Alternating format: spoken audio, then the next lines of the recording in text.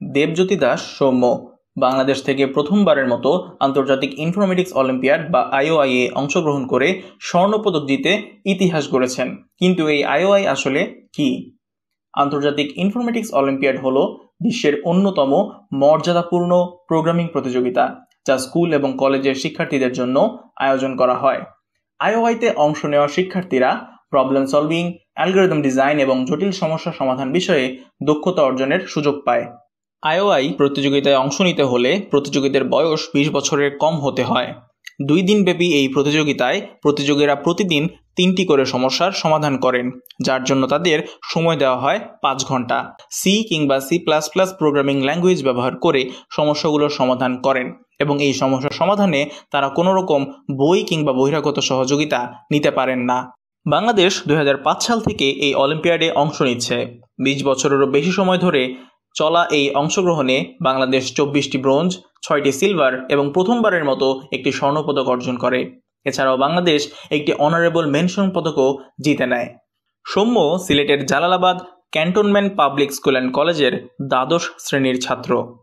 বাংলাদেশ দল থেকে এবারের আইওআই-তে মোট 4 জন প্রতিযোগী অংশ নেয়। তারা হলেন দেবজ্যোতি দাস সৌম্য, জারিফ রহমান, আকিব আজমাইন তুর্য এবং দেশ আচার্য।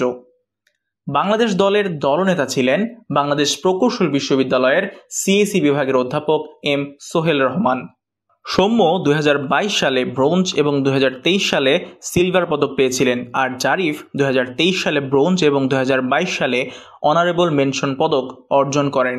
2024 সালের 36তম আন্তর্জাতিক ইনফরমেটিক্স অলিম্পিয়াড 1 থেকে 8 সেপ্টেম্বর মিশরের আলেকজান্দ্রিয়াতে অনুষ্ঠিত হচ্ছে। আসরটি আয়োজন করা হয় Arab academy for science, technology and maritime ট্রান্সপোর্টে। এছাড়াও সৌম্য দেশের সর্বকনিষ্ঠ গ্র্যান্ডমাস্টারের খ্যাতি অর্জন করেন মাত্র 15 বছর বয়সে কোডফোর্সেস ওয়েবসাইটে।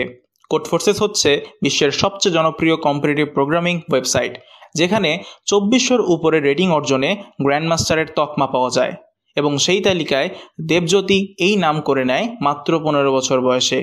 এর আগে এই সর্বকনিষ্ঠ বাংলাদেশি গ্র্যান্ডমাস্টারের তকমা ছিল তাসমিম রেজার, যিনি একাদশ শ্রেণীতে নটরডেমে পড়াকালীন 2400-এর অধিক রেটিং অর্জন করেন। তাসমিম রেজা বর্তমানে MIT-তে অধ্যয়ন করছেন।